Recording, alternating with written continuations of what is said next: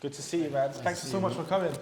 Gee, thanks for So, having me. how we doing? How we doing? Good, how you good. feeling? Good? It's been, went PFL yesterday, enjoyed the fight. Yeah. It was quite fun. I think that's the first time I've actually been at a show where I'm not fighting. So Yeah. it's nice to actually enjoy the atmosphere and things like that. So is that the first time you've been to PFL Europe before? Yeah, that was the first time actually. Like I haven't seen them, like obviously seen them on TV and things like that, but I haven't actually watched. When you're watching, do you find it that you kind of like, you're analysing the fighters from like a fighter's point of view or from a fan's point of view? I think I'm like that annoying guy that'll be like, you should be throwing a jab, you should be doing this. Kind of like, Are yes, you like following them through that? Exactly, like I'm watching it, trying to actually see what I would do or like what is he actually trying to do and things like that. But I don't, even when I'm watching fights at home, it's the same thing. Like I'm not watching it just enjoying. I'm like constantly trying to say, why did you do that or that kind of thing. But it's Amazing, good. man. It was a great show. But let's talk a bit more about your story, man. You're kind of like new on the scene, 3-0. Where did it start for you? How did you get into MMA? What was your kind of key influences? So like started when I was like 19, 20-ish, like not too long ago now, but my brother was doing it at the time. Like they would, like, it's just they were involved outside of fighting. And so like as in outside of the cage, they would get, I won't say in trouble, it was more people looking for their trouble. Yeah. So like they had to find a way to defend themselves, I suppose. And like they started training. I would be at home, like I was a little, I don't know what, like geek, SWAT, whatever, like that's what we called it. Like I would just go home, it's like books back home, but they'll be more on the outside a bit more. So you're the youngest? Yeah, I'm middle. Middle. I have 2 older brothers and then 2 younger sisters. So you have to defend yourselves basically from your older brothers. That's how. Exactly. That's it. So like he will come back home and then I'm like the play dummy then just like throwing me around and things. So I just joined the gym, like went to one of his training sessions then and told the coach like how quickly did my brother start fighting. It was like a year, 6 months, whatever. I was like, I'll do it in 2 months or whatever it is. I didn't do it that quickly, but that was the first step in the gym. And then when I moved to Dublin for college, like there was a gym in our college itself, like it was DCU MMA at the time. It's now called Compound Martial Arts. Okay. But started there and been training there. There was a few more where I got injured and things, but in general, that's how I got into it. So I'm sure like the fights with your brothers are more like competitive now. You should see like we have videos like when I'm sparring everyone else, it's chill. Or sometimes I'm like, I try not to hurt too much, but when it's me and him, we're just fighting. Like as in it's obviously friendly, you could say, but like it's very intense. That's such a cool story, man. So you kind of, from fighting with your brothers, you joined the gym, you kind of progressed through. You started off kind of kickboxing and boxing, right? Yeah. So what made you want to make that transition into like mixed martial arts? What made you want to pick up like multi-disciplines? Yeah, like so what actually like so I was playing soccer at the time earlier on. That was the main sport I started. So got to college and I got injured on the pitch, like just on the Astro, even with my friends, and like tore my ACL, LC, everything was just gone. And I've only been training MMA itself really about maybe a couple of months then. So I hadn't gotten that serious, but I knew I wanted to do it. But at that point, my knee's gone. I couldn't grapple, couldn't wrestle, couldn't do any of that anymore. That was what actually got me to go to boxing instead. I was like, okay, if I can't do this, I would just do the boxing just to keep working on something as well. And that was obviously the first time I started boxing. So did that for about 8 months, I would say, or so. Like in the meantime, I was still training MMA. Well, not grappling, but I was still training away.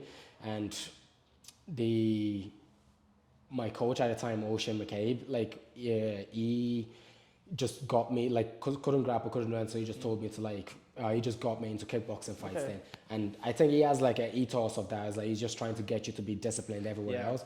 So like we did a few kickboxing and the same thing with the grappling stuff. It would make you do grappling matches and all that before you even go into MMA. So did that kickboxing about 10, 12 fights, I think. Did boxing about 8, 9, whatever. And eventually finished my college in Dublin, 4 years, got that out of the way, still training away, had an MMA fight then, moved back to Waterford with a team I'm with now, Tim Ryan of Waterford, and then my head coach, Bobby Mead. Like, that's where I started the old MMA fights and the journeys, which I think was around 2018, and it's just been since then. So aside from essentially, obviously, the obvious differences from boxing and kickboxing to MMA, like obviously it's multi-discipline, that's probably the key difference. But are there any other like interesting differences that you might have not kind of seen come in? Yeah, like I think overall, it's not crazy different in the sense of like as a combat sport over like the goal is still kind of the same. Like well, at least the goal, the general goal, like hit someone and don't get hit. Like that's that's the sport. That's you say that with boxing, you could say that with kickboxing or MMA. Like I'm trying to hurt you and trying not to get hurt in the process. And I don't think that changes that much. The approach to doing it in each sport is a bit different. Like obviously with boxing, you're limited with just your hands. Kickboxing, you have like the extra tools there. MMA to me is like the ultimate version of that because I have a lot more to be worried about, which also I have a lot more to use against people. So I think MMA being a lot more well-rounded, like more covered, that's the end of it. Like unless you start bringing guns and knives into it, but like, you know, like, if we're trying to be civil, that's the pinnacle. And like I like that because like now I know like if I'm good at this, like I don't care about a boxer or a kickboxer trying to mess with me. So you're gonna have to, you're gonna have to eat a long day. Long. As somebody with a background in boxing initially, would you then class yourself as a striker? Yeah, like if I look at MMA overall, I'm personally I wouldn't call myself a striker. I would say I Is feel that kind of a like I guess like a slight to yourself if you do call yourself like a striker as somebody who's supposed to be kind of as all-rounded as possible? I suppose like some people like feel confident to specialize themselves as striker, grappler, wrestler, and like there are people there. And it's just for myself when I first actually the day I was saying with my brother, like he would be like he's just heavy-handed and like he's just like you don't want to stand with him and like from that, but I loved grappling at that time and I actually told myself like I'm gonna be like the best submission artist ever, kind of shit like that.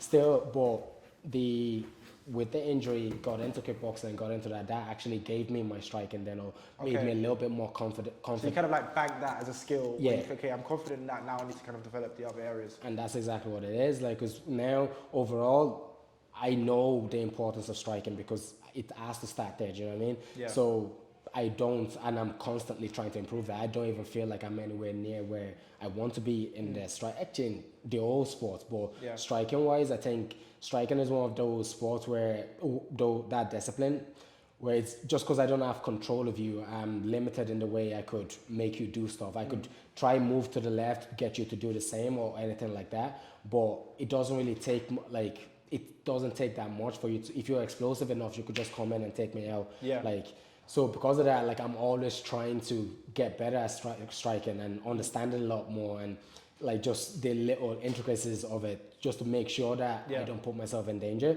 But even at that, it's probably still gonna be like that forever anyway. But I wouldn't call myself a striker. Like my vision of myself is I'm trying to be as well-rounded as I can be.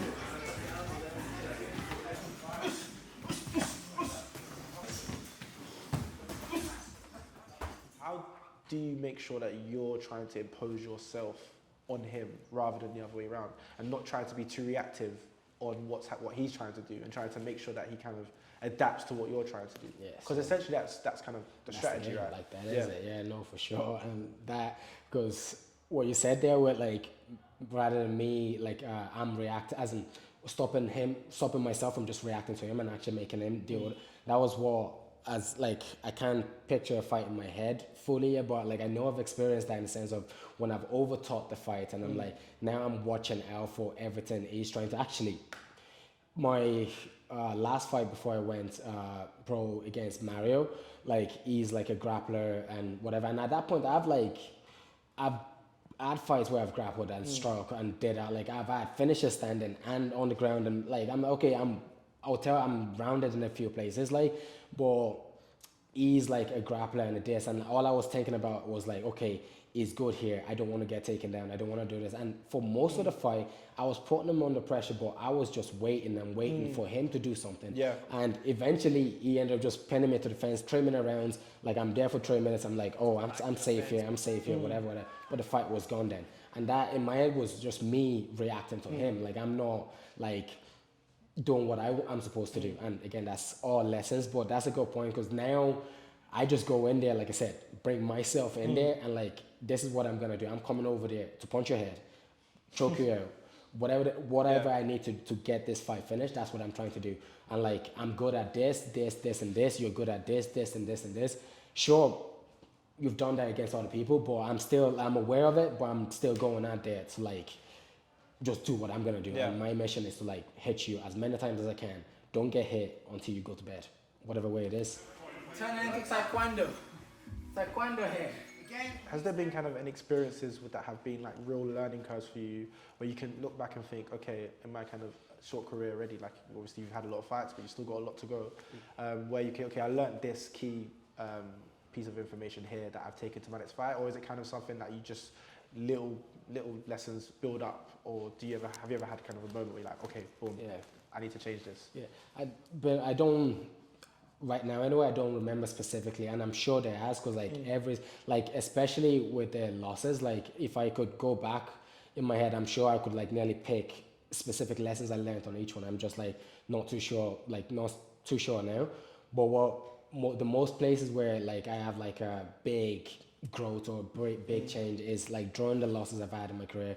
I think there's points like one of my first losses with MMA, I think was against Emil, Piatek, and like that fight was a good fight. Like I thought I won the fight, but it was a close fight, split decision, I think, whatever it was. And like after that fight, a lot of what I was doing was just backing up and chipping and like, okay, whatever.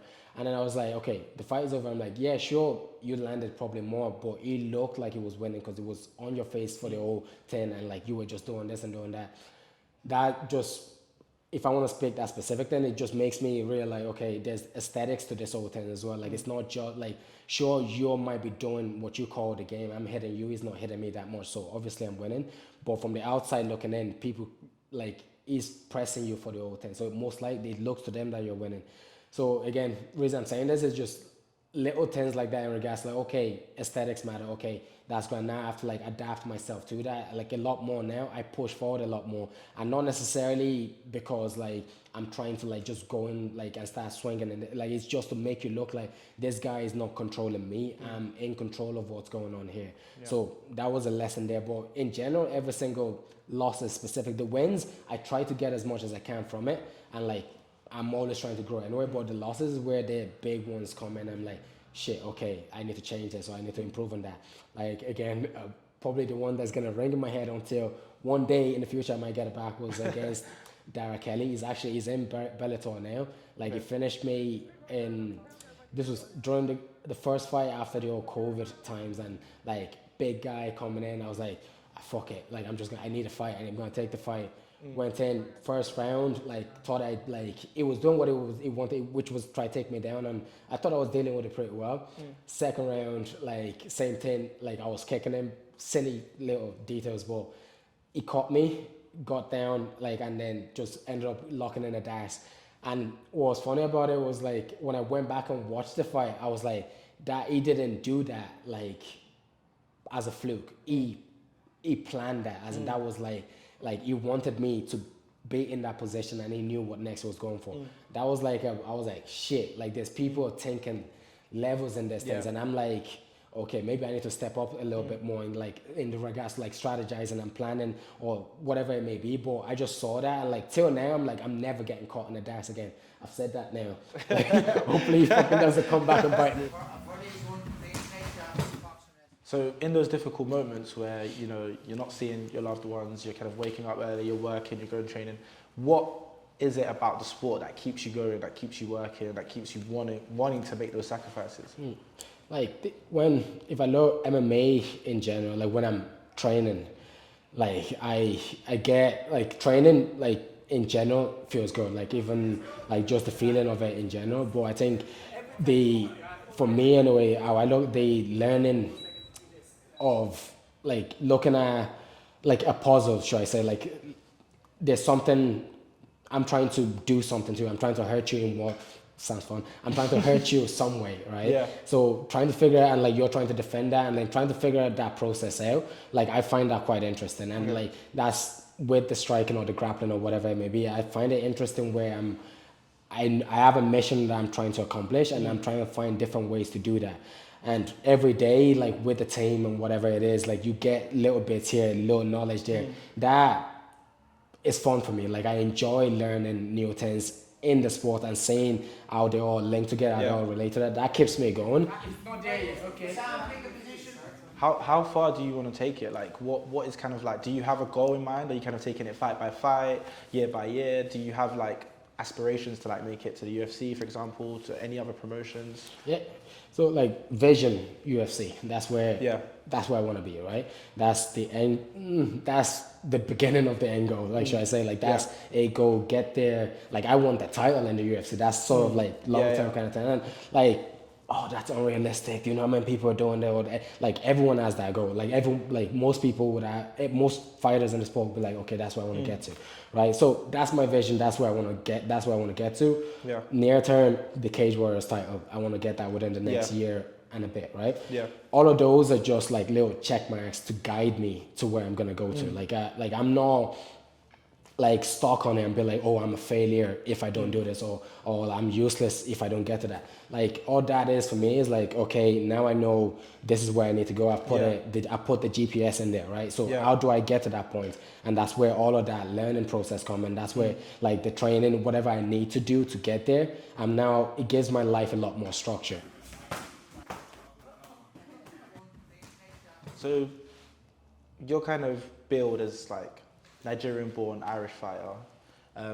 What do those two identities mean to you, kind of like as being somebody who obviously born in Nigeria, now you've represented Ireland? How special is that to you, and how do you feel like you want to fly the banner, basically? Yeah. I think like that is like tough enough, like, you know, because left Nigeria when I was like 11, came here like end of 6th class, and then started basically just going into secondary school. So like that period, a lot of my childhood was in Nigeria, and then I missed a lot of the childhood here, should I say. So like, and the thing is, that's where most people make their, I won't say friends, but like just form, like understanding the culture here, and like just the little ways they make jokes or whatever it is. Like my upbringing is just slightly different. So like I felt like I was caught in between the two, like when I first came through. So it was difficult to like sort of blend in at the same, like to join in at that time, right? But over time, I think I've just been building it like I think there's a whole thing with like just black and Irish kind of thing, and it's just like we have like if it's Nigerian, Ghanaian, wherever it is, and then you have Irish as well. Because it seems like straightforward, like like if someone asks me what are you, I'm like Nigerian, Irish, but like how do you put it? Because it's not like both of them have like quite a separate identity, like so bringing it together is difficult. And right now I'm just trying to embrace both as best as I can. Like I have like my family, the Nigerian roots, all of that is there. Like I have the culture from that side, and I grew up most of my teenage years, all of my teenage years and everything was from here. So whatever I gained on the Irish side, like I bring it in and then try to mix it together as best as I can.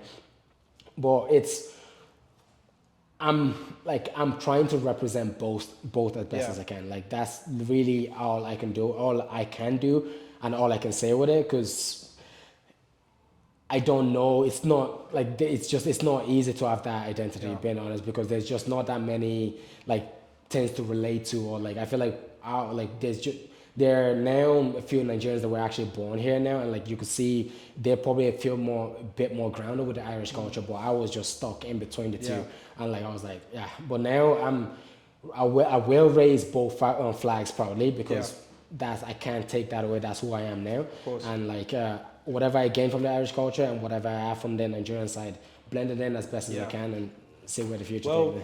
You said obviously there's some differences, but one thing they do have in common is MMA. Like you're kind of coming at a time where Nigerian MMA fighters, Irish MMA fighters are basically like dominating the sport, right? In various different divisions, promotions. Do you feel like any pressure from that, or do you feel like it's kind of like a door that's been opened, or kind of a bit of both? Yeah, pressure, no. Inspiration, yeah. Like so like you said, like a door open, like it's it gives a lot more, like you see more, like you see what's possible, like you say Izzy and then Connor on the Irish side, Izzy, Nigerian, and you have Usman, not Usman. Usman, and Ungano. I was gonna say Ungano, but Ungano is like American, but like that's in general anyway. Like you have, I see what's possible now. Like I could do that, and whatever it is, and that is very nice to see because. Like I didn't know, like when I started MMA, I genuinely didn't know Connor at the time. Or I hear about him, but I didn't know what, I just hear people talking about this guy. And he changed the sport massively. And then you could see that in the culture in Ireland as well. Yeah. And then with Izzy, and that was like something else. Now I'm like, okay, I see people that I could actually look up to or find that has done something I would like to do. Yeah. So like I would say it's a lot of inspiration. Like definitely, like I don't feel pressure from it. I feel inspired inspired with it. Yeah. Well, we'll be on this journey with you, man. Honestly, it's been a pleasure. Thank you so much.